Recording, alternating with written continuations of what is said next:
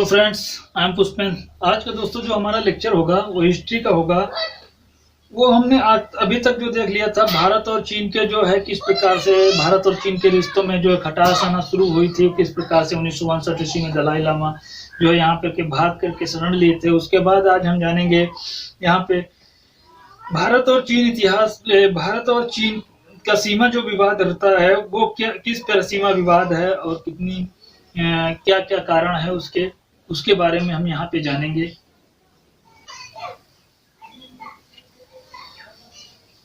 तो अब हम जब जानेंगे कि भारत और चीन के बीच में क्या सीमा विवाद रहे, क्या क्या कारण रहे सीमा विवाद के, उनके बारे में हम यहाँ पे जानेंगे कि भारत और चीन के बीच जो 2000 मील की लंबी सीमा है, 2000 मील की लंबी सीमा, लगभग 3300 किलोमीटर की जो है लंबी सीमा रेखा है। और भारत और चीन सीमा जो है सामान्य रूप से 3 भागों में विभाजित है। भारत और चीन के जो बीच की सीमा है वो 3 भागों में विभाजित है।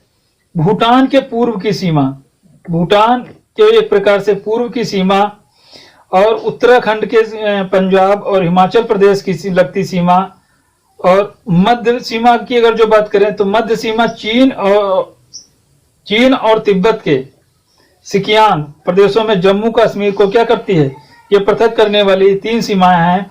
ये पश्चिमी सीमा है।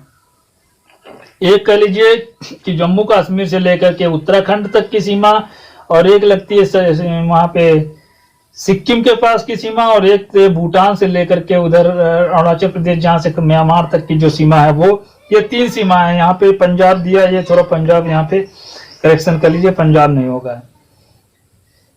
भारत जो है एक प्रकार से चीन सीमा विवाद मुख्य रूप से उत्तर पूर्व में मैकमोहन रेखा जो अरुणाचल प्रदेश से लेकर के भूटान से लेकर के एक प्रकार से कह सकते हैं वो जाती है म्यांमार तक की सीमा जो बोलेंगे, इसको मैकमोहन रेखा बोलेंगे। और उत्तर पश्चिम में जो है लद्दाख से संबंधित है। उत्तर पश्चिम में जो है कौन सी रेखा संबंधित है, लद्दाख से एक रेखा संबंधित है।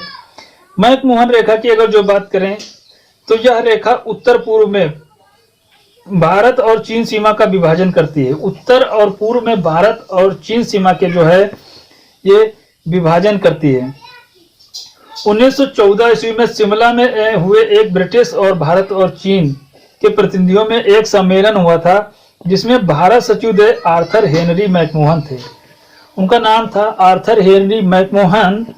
मानचित्र पर लाल पेंसिल से यह रेखा खींच करके क्या किया था, सीमा का विभाजन किया था। इस प्रकार से भारत की प्राकृतिक सीमा रेखा भी ये कह सकते हैं। प्राकृतिक सीमा रेखा इसलिए कह सकते हैं क्योंकि हिमालय एक प्रकार से वहां पे है, तो ये प्राकृतिक सीमा भी इसको हम बोल सकते हैं। लद्दाख सीमा रेखा की बात करें तो लद्दाख हमेशा से जम्मू कश्मीर का एक अंग है। लद्दाख जो है हमेशा से जम्मू कश्मीर का अंग है और आज भी है। उसकी बात करें तो भारत में जो है लद्दाख और चीन की सीमा में संधि निर्धारित नहीं हुई है। भारत में जो है लद्दाख और चीन की किसी संधि के लिए एक प्रकार से निर्धारित नहीं की गई है। फिर भी सदियों से भारत और चीन इस क्षेत्र को सीमा अपनी जो है मानते रहे हैं। जम्मू कश्मीर राज्य के राजस्व अभिलेखों में राजस्व अभिलेखों में भी अक्साई चीन और लद्दाख प्रांत को भाग को स्वीकार किया गया है। इसमें जम्मू कश्मीर राज्य के राजस्व अभिलेखों में भी इसको जो है स्वीकार किया गया है। और चीन के प्रधानमंत्री 1959 में औपचारिक रूप से लगभग 50,000 वर्ग मील क्षेत्र पर जो है अपना जो है इन्होंने दावा प्रस्तुत किया है। प्रधानमंत्री स्तर पर एक वार्ता असफल होने के बाद जो है दोनों देशों में जो है अधिकारियों में 1960 ईस्वी में पीकिंग, नई दिल्ली एवं रंगून में 3 दौर में जो है प्रकार से असफल वार्ता की गई। भारत चीन के बीच युद्ध की बात करें तो 1962 ईस्वी की बात है। जुलाई 1962 ईस्वी में लद्दाख के गलवान घाटी में जो है भारत के एक पुलिस चौकी पर चीन ने कब्जा कर लिया था। मतलब भारत की जो एक पुलिस चौकी थी उस पर चीन ने कब्जा कर लिया था और भारतीय पुलिसकर्मियों को बंदी बना लिया था। कहाँ पे? लद्दाख के गलवान घाटी में। तो ये युद्ध वहां से स्टार्ट होता है, तो पुलिसकर्मियों को भी वहां पे बंदी बना लिया गया था। इसके बाद जो है इस समय तक जो है चीन पे युद्ध पूरी तरह से लिए तैयार हो चुका था। मतलब तब जो चीन था एक प्रकार से पूरा पावरफुल था, युद्ध की स्थिति में था। भारत में तो यहाँ पे एक प्रकार से आज़ादी अभी भी मिली ही थी, अभी कोई यहाँ पे बहुत ज़्यादा विकास भी नहीं हुआ था, अंग्रेज जो यहाँ से गए थे। तो ये 25,000 वर्ग मील का भारतीय प्रदेश जो है पर अवैध रूप से इसने जो है अधिकार कर चुका था। 25,000 वर्ग मील पर भारत पे जो है ये एक प्रकार से अवैध मतलब कब्जा कर चुका था। वो आज भी का एक प्रकार से मान लें अक्साई चीन के रूप में जो है वो नक्शे में प्रदर्शित है। वो भारत के जो एक्चुअल नक्शा है वो दिखाया नहीं जाता है, तो उसका जो है एक प्रकार से चीन का उस पर कब्जा है। और इधर पाकिस्तान ने जो है जम्मू कश्मीर के कुछ क्षेत्र पर कब्जा कर लिया है।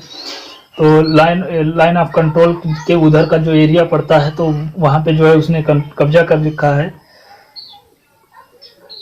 तो ये चीन और पाकिस्तान ने जो दोनों ने जो है भारत के हिस्सों क्षेत्रों पे कब्जा किया है।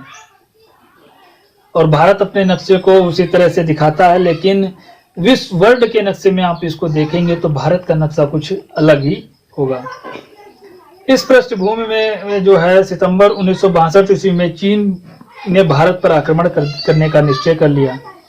सितंबर 1962 ईस्वी में चीन ने जो है भारत पर क्या किया? आक्रमण करने का निश्चय किया। और 8 सितंबर 1962 ईस्वी में अरुणाचल प्रदेश की मैकमोहन रेखा को पार करते हुए चीनी सेनाओं ने भारत में जो है प्रवेश किया। चीनी सेनाओं ने भारत में प्रवेश किया और भारत के कुछ क्षेत्रों में क्या कर दिया? अपने अधिकार में इसको ले लिया।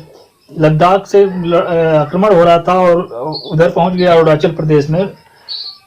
लद्दाख की सीमा विवाद में अरुणाचल प्रदेश में जो है आक्रमण होने लगा। 21 नवंबर 1962 ईस्वी में एकपक्षीय युद्ध विराम की घोषणा कर दी गई। मतलब एकपक्षीय युद्ध विराम की घोषणा की गई है कि भारत के द्वारा कि भाई हम युद्ध की स्थिति में नहीं हैं। तो पश्चात चीन ने अपना प्रस्ताव पुनः दोहराया, जिसे भारत ने अस्वीकार करके सितंबर में की स्थिति को वापसी की मांग की। मतलब अपना प्रस्ताव पुनः दोहराया, जिसे भारत ने क्या किया? अस्वीकार करके सितंबर में अपनी स्थिति को वापसी की एक प्रकार से इसने मांग की थी। वो कौन सा प्रस्ताव था? कोलंबो प्रस्ताव। कोलंबो प्रस्ताव था क्या?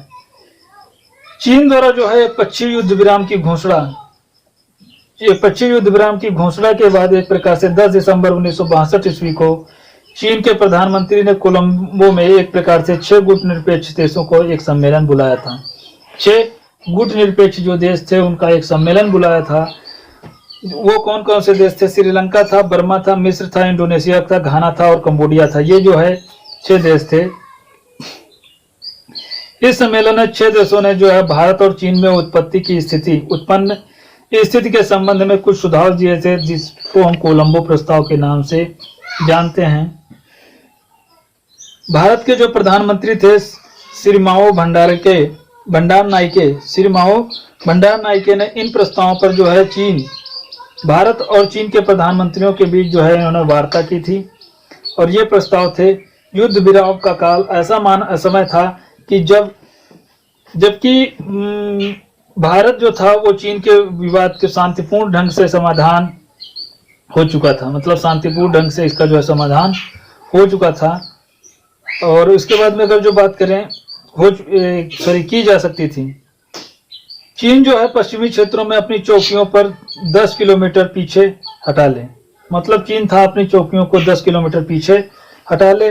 भारत ने दोनों देशों के बीच में अपनी जो है राजनीतिक स्थिति एक जैसी थी वैसे ही बनाए रखा था। मतलब राजनीतिक स्थिति वैसे ही बनाए रखा था। जिस क्षेत्र में चीन खाली करेगा, जिस क्षेत्र को चीन क्या करेगा?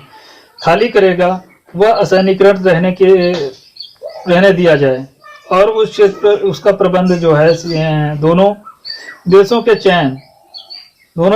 चयन मतलब एक प्रकार से नई निष्पक्ष चौकियां करे।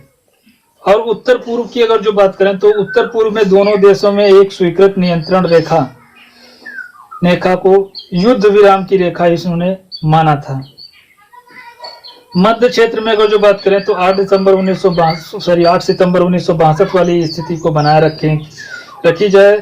अंतिम समाधान जो है शांतिपूर्ण उपायों से किया जाए। इसका कोलंबो प्रस्ताव में भारत ने जो है स्वीकार कर लिया था, मतलब इसको जो है स्वीकार कर लिया था, परंतु चीन स्वीकार करने से इनकार कर दिया था। चीन ने इसको जो है स्वीकार करने से इनकार कर दिया था। इस प्रकार इसको बोल सकते हैं कि एक पक्षी घोषणा पर। कोलंबो प्रस्ताव का मतलब अतः कोलंबो प्रस्ताव लागू नहीं हो सका। कोलंबो प्रस्ताव जो है उसमें लागू नहीं हो सका था। युद्ध की मतलब युद्ध प्रारंभ हुआ था। इसके बाद जो देखेंगे कि भारत और पाकिस्तान के बीच में संबंध कैसे रहे हैं आज़ादी के बाद। तो आज़ादी के तत्काल के बाद जो है भारत और पाकिस्तान के संबंध सौहार्दपूर्ण नहीं रहे। मतलब एक प्रकार से सौहार्दपूर्ण इनको नहीं माना जा सकता है, क्योंकि दोनों देश जो है लड़ते हुए पैदा हुए थे और तब तक शत्रुता लगातार निभाए जा रहे हैं। भारत और पाकिस्तान एक प्रकार से लड़ते हुए एक प्रकार से अलग हुए थे, और क्या कह सकते हैं, लड़ते हुए अलग हुए थे। और आज भी क्या हुआ, एक प्रकार से किसी न किसी पर जो है विरोध हुआ ही करता है। भारत का विरोध जो है पाकिस्तान ने विदेश नीति पर आधारभूत तत्व है। आधारभूत क्या है, तत्व है। और भारत और पाकिस्तान के मध्य जो है हैदराबाद जूनागढ़ विवाद जो है शरणार्थियों की समस्या और ऋण अदायगी का जो प्रश्न है वो नहरी पानी विवाद और कश्मीर का मुद्दा प्रमुख विवाद रहे हैं।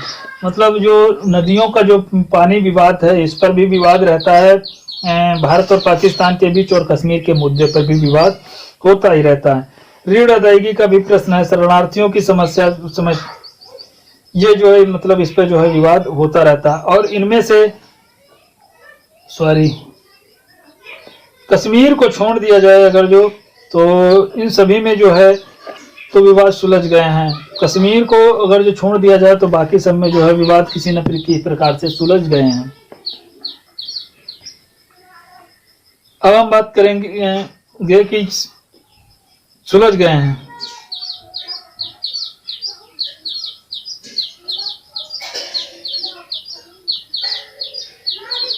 अथवा समय के जो है उसकी प्रासंगिकता बहुत कम हो गई है। मतलब समय की जो है प्रासंगिकता बहुत कम हो गई है। और 1960 में ईस्वी में 19 सितंबर में विश्व बैंक के अध्यक्ष जो थे यूजीन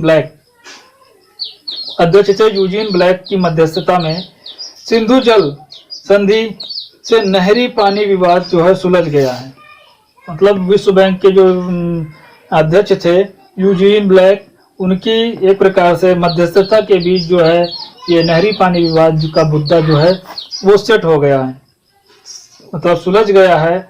और स्वाधीनता के बाद जो है स्वाधीनता के बाद तक जम्मू कश्मीर और पाकिस्तान के बीच जो है विवाद का मुद्दा बना रहा है।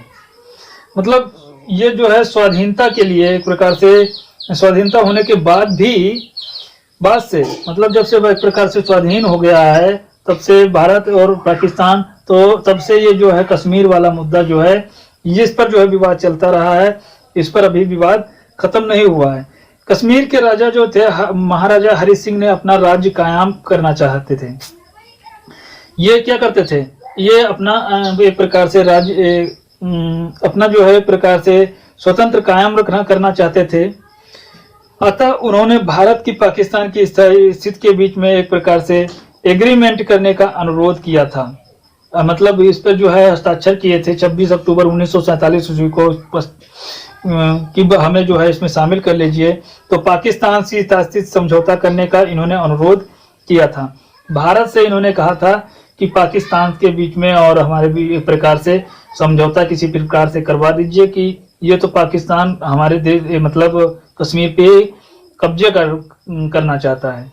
तो ये इसलिए जो है भारत में जो है विलय करने का इन्होंने निश्चय किया था।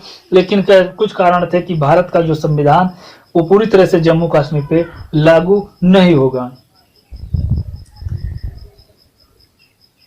अनुरोध किया था और भारत ने इस प्रस्ताव को इस प्रकार की व्यवस्था को अस्वीकार कर पाकिस्तान की यथास्थित समझौता करने से अनुरोध किया था और भारत ने इस प्रकार की जो व्यवस्था को अस्वीकार कर दिया था। परंतु 14 नवंबर 1947 ईस्वी को पाकिस्तान ने समझौता कर लिया था। मतलब पाकिस्तान ने जो है वो समझौता कर लिया था कि भाई हम जो है अलग ही रहेंगे, 14 अगस्त 1947 ईस्वी को। अब इसके बावजूद जो है 20 अक्टूबर 1947 ईस्वी को काबिली सहायता के बाद जो है कश्मीर को हड़पने में असफल रहा था। मतलब कबाइलियों की सहायता से जो पाकिस्तान ने क्या किया था, 20 अक्टूबर 1947 ईस्वी इसको हड़पने के निश्चय किया था, कश्मीर को हड़पने का प्रयास किया था। तो महाराजा ने भारत से क्या की थी, सहायता मांगी थी। महाराजा जो हरि सिंह थे उन्होंने भारत से सहायता मांगी थी और कश्मीर के साथ विलय करने का, कश्मीर को भारत में विलय करने का इन्होंने अनुरोध किया था। और 26 अक्टूबर को एक वैधानिक के रूप में जम्मू कश्मीर जो था वो भारत में विलय कर लिया गया था 26 अक्टूबर 1947 ईस्वी को।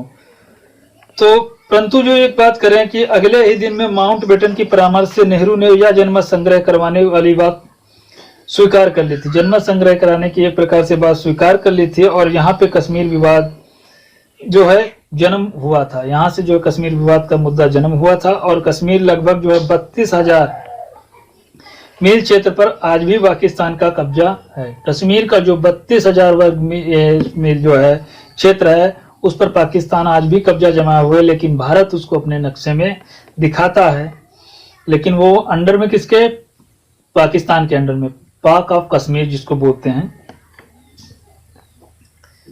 भारत के प्रतिनिधि जो थे संयुक्त राष्ट्र संघ के जनमत संग्रह में बात उठा करके इस मुद्दे का जो है अंतर्राष्ट्रीयकरण भी कर दिया है और इस विवाद को सुलझाने में संयुक्त राष्ट्र की संगठित आयोग मैकनॉटन योजना जो है और रिस्कन प्रस्ताव और ग्राहम मिशन भी असफल हुए। ये प्रस्ताव हुए हैं, इस पर मैकनॉटन योजना जो बनी और रिस्कन प्रस्ताव भी हुए और ग्राहम मिशन भी, ये सब क्या हुए, इस पर असफल रहे। द्विराष्ट्र सिद्धांत के आधार पर जो है पाकिस्तान मुस्लिम बाहुल और कश्मीर पर अपना अधिकार करना चाहता है। यह मतलब पाकिस्तान जो है वो मुस्लिम बाहुल कश्मीर पर जो है अपना अधिकार करना चाहता है। दूसरी ओर जो है भारत में इसे जो है धर्मनिरपेक्षता का प्रतीक मानता है। भारत जो है इसे धर्मनिरपेक्षता का एक प्रकार से धर्मनिरपेक्षता का एक प्रतीक मानता है और उसे उसके वैध विलय की बात करता है, उसके वैध विलय की भी बात करता है। अब बात करेंगे कि भारत और नेपाल के बीच में क्या संबंध रहे हैं, उस समय क्या संबंध थे।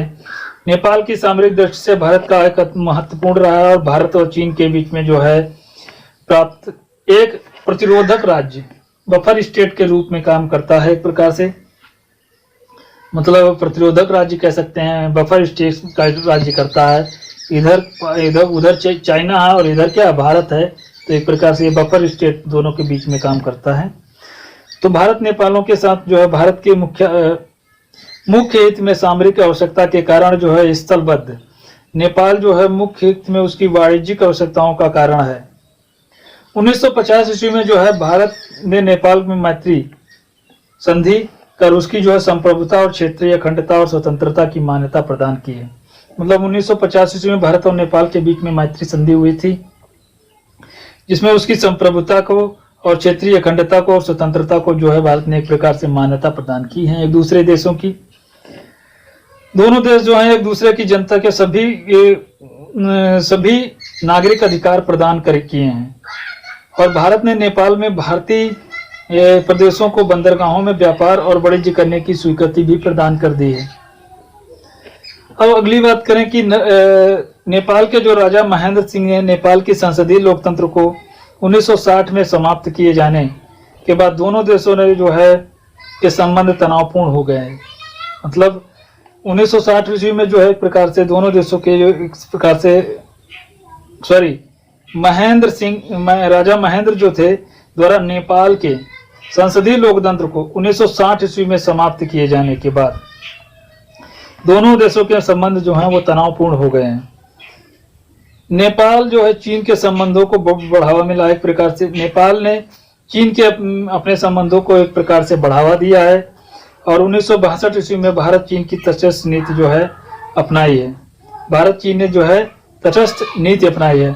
भारत और भूटान के संबंधों की बात करें तो भारत और भूटान के संबंध किस प्रकार हैं भारत से, तो इसके तो हमेशा मैत्रीपूर्ण संबंध रहे हैं, भारत के प्रति इसका लगाव रहा है। तो चीन से लगे हुए चीन से लगे हुए भूटान की जो सामरिक महत्व का प्रयोग और 1949 ईस्वी में जो है एक प्रकार से भारत और एक प्रकार से शांतिपूर्ण मैत्री संधि हुई थी। 1949 ईस्वी में भारत और भूटान के बीच में एक प्रकार शांतिपूर्ण मैत्री संधि हुई थी और विदेश मामलों में भारत और भूटान के परामर्श स्वीकार कर लिए। विदेश मामलों में भूटान ने जो है भारत की क्या की है, एक प्रकार से परामर्श को स्वीकार कर लिया है। भारत ने भूटान के आंतरिक मामलों में हस्तक्षेप न करने की प्रतिबद्धता मतलब जताई है, मतलब आंतरिक मामलों में वो किसी प्रकार का हस्तक्षेप नहीं करेगा, ऐसी जो प्रतिबद्धता जताई है। भारत और बर्मा के अगर जो संबंध की बात करें तो भारत ने एक प्रकार से भारत और बर्मा के संबंधों की अगर जो बात करें तो जिसका नाम अब म्यांमार पड़ गया है, तो पहले बर्मा हुआ करता था। तो भारत के पूर्व में जो है स्थित बर्मा जो है पूर्व में क्या कौन सा स्थित है, बर्मा स्थित है, जिसको म्यांमार बोला जाता है, के शासक वहां के यू नू के नेतृत्व में जो है अच्छे संबंध रहे हैं और 1962 ईस्वी में भारत में तनावपूर्ण शासन की स्थापना होने पर वहां की जो है विदेश नीति में कुछ संकुचन हो गया है। क्या हो गया? संकुचन हो गया है। फिर भी जो है भारत में सौहार्दपूर्ण संबंध जो है के साथ बनाए रखे हैं। भारत और लंका के संबंध जो हैं, भारत जो है दक्षिण हिंद महासागर में श्रीलंका 1948 ईस्वी में ब्रिटिश आधिपत्य से मुक्त हुआ था। 1948 ईस्वी में श्रीलंका जो है ब्रिटिश आधिपत्य से मुक्त हुआ था। भारत ने जो है श्रीलंका के मध्य जो है मधुर संबंध एक प्रकार से बनाए रखने का एक प्रकार से प्रयास किया है, परंतु भारतीय मूल के जो है तमिल की जो है समस्या, भारतीय मूल की जो है तमिल लोगों की जो है समस्या जो है कि तमिल लोग जो है एक प्रकार से मछली पकड़ने वहां पे जाते हैं, तो जो उनकी एक प्रकार से लाइन ऑफ कंट्रोल है उसके उधर चले जाते हैं, तो उनको जो है एक प्रकार से पकड़ लिया जाता है श्रीलंका की गवर्नमेंट के द्वारा और उनको जेल में डाल दिया जाता है। ये भी एक प्रकार से काफी समस्याएं जो देखने की मिलती हैं तमिलों की संबंधों में समय समय पर जो है इनको जो है प्रभावित किया है। स्वतंत्रता प्राप्ति के पश्चात इन तमिलों ने जो है नागरिकता में मताधिकार से वंचित कर दिया है और साथ ही सिंगली को राष्ट्रभाषा और बौद्ध धर्म राज्य धर्म घोषित भी किया है। 1953 ईस्वी में संपन्न नेहरू कोटेवाल के समझौते पर पूरी तरह से ईमानदारी से लागू नहीं किया गया। 1953 ईस्वी में संपन्न जो नेहरू कोटेवाल समझौता था वो भारत पे पूरी तरह से मतलब पूरी तरह से लागू नहीं किया गया। श्री माओ भंडार नाइके ने 1960 से 65 ईस्वी के कार्यकाल के दौरान संबंधों में कुछ जो है प्रकार से सुधार इन्होंने किया और परंतु 1962 ईस्वी में चीन आक्रमण के समय श्रीलंका के तटस्थ रहा है। श्रीलंका क्या है? तटस्थ रहा। यद्यपि इससे भारत और चीन के समझौते में कराने में जो है प्रयास जो है वो क्या किया है? प्रयास किया, परंतु असफल रहा है ये प्रयास। अगला जो है युद्ध युगीन ढांचा, भारत युद्ध युगीन ढांचा, स्वतंत्रोत्तर भारत के समस्याएं, इसके बारे में हम नेक्स्ट लेक्चर में डिस्कस करेंगे दोस्तों। वीडियो लेंदी हो जाएगा थोड़ा। अगर जो वीडियो अच्छा लगे दोस्तों इसको लाइक शेयर सब्सक्राइब जरूर करें। वीडियो देखने के लिए आपको बहुत बहुत धन्यवाद।